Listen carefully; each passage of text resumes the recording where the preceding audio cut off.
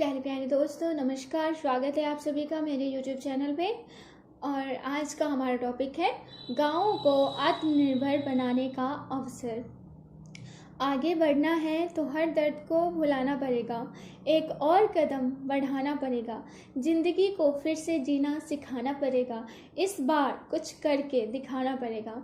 Corona virus ने उपजी कोविड-19 महामारी के चलते ग्रामीण क्षेत्र के युवाओं का शहर से वापस लौटना वैसे तो अच्छा नहीं है, लेकिन इसे एक संभावना के रूप में भी देखा जाना चाहिए। निस्संदेह लोगों का शहरों से गांव लौट आना हमारी सरकारों के लिए चुनौती है, लेकिन हम सब प्रयास करें तो इसे एक अवसर में भी बदल सकते हैं। दुनिया में रिवर्स माइग्रेशन के कई उदाहरण हैं, लेकिन जिन देशों ने इसे चुनौती के रूप में स्वीकार किया वे आज प्रभावशाली देशों में गिने जाते हैं, और जिन्होंने इसे लेकर कोई योजना नहीं बनाई वहाँ एक के बाद एक कई समस्याएं खड़ी हुई हैं। इस आपदा के कारण गाँवों में पलायन कर गए जो युवा फिर गाँव आ गए हैं, उनकी संख्या बहुत अधिक है। उनके सामने सबसे बड़ी चुनौती रोजगार की है। वे अपने गांव में उपलब्ध प्राकृतिक संसाधनों के उचित प्रबंधन से स्वावलंबी बन सकते हैं और अपने जैसे युवकों को रोजगार भी उपलब्ध करा सकते हैं। सबसे पहले शहर से लौटे युवाओं का आंकड़ा तैयार किया जाए, फिर यह देखा जाए कि वे किन किन क्षेत्रों में कार्यरत थे, यानी उनके पेशे का वर्गीकरण हो। युवाओं की कौशल निपुणता की पहचान बारीकी से करने के बाद राज्यों में कार्य विशेष क्षेत्र की पहचान कर उन्हें रोजगार मुहैया कराया जाए।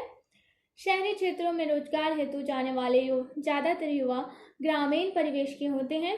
जो युवा बाहर गैर कृषि कार्य में अपना भविष्य तलाश रहे हैं, उनमें तमाम के पास जमीन है, पर सभी छोटे और मझोले जोत वाले हैं। इस कारण खेती निश्चय आय का जरिया नहीं बन पा रही है। कोविड-19 के कारण आज जो विकट समस्या आई है, उससे निपटने के लिए कृषि एवं गैर कृषि क्षेत्र में अल्प अवधि एवं दीर्घ अवधि योजना बनानी होगी, ताकि शहरों से लौटे युवाओं को खेती से जोड़ा जा सके। खेती उनके लिए रुचिकर, स्वरोजगार उन्मुखी एवं टिकाऊ होनी चाहिए, क्योंकि तभी युवा आकर्षित होकर गाँव में रुक सकेंगे।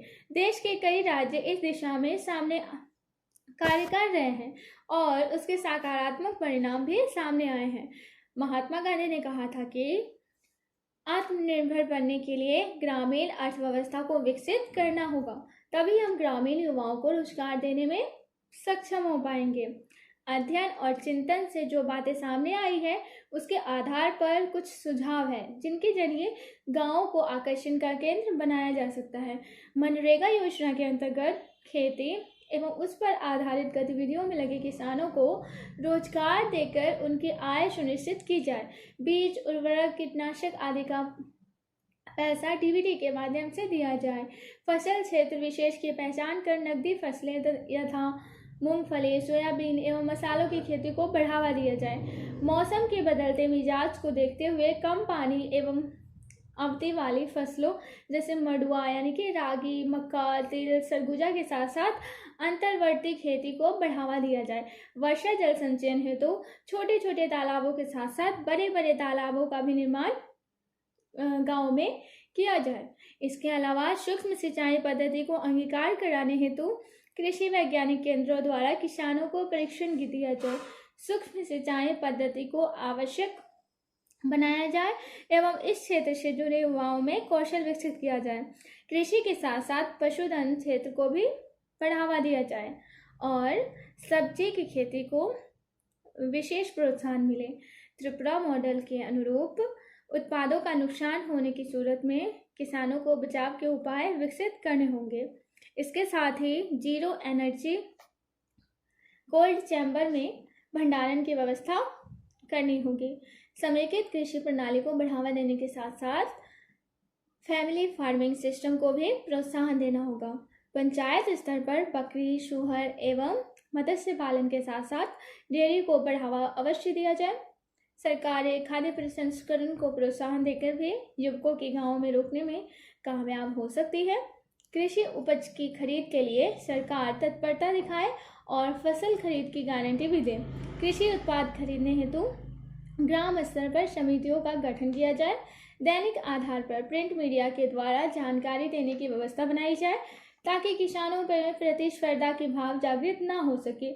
लघु एवं कुटीर उद्योगों के प्रति जागरूकता एवं आकर्षण भी बढ़ाना होगा। क्षेत्र विशेष में उपलब्ध संसाधन एवं अनुकूल जलवायु को देखते हुए सिल्क उत्पादन, मधुमक्खी पालन के साथ बांस की खेती को बढ़ावा दिया जाए।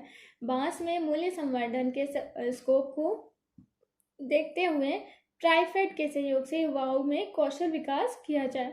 खासकर बम्बू क्राफ्ट, अगरबत्ती एवं माचिस निर्माण के क्षेत्र में ऐसा किया जा सकता है।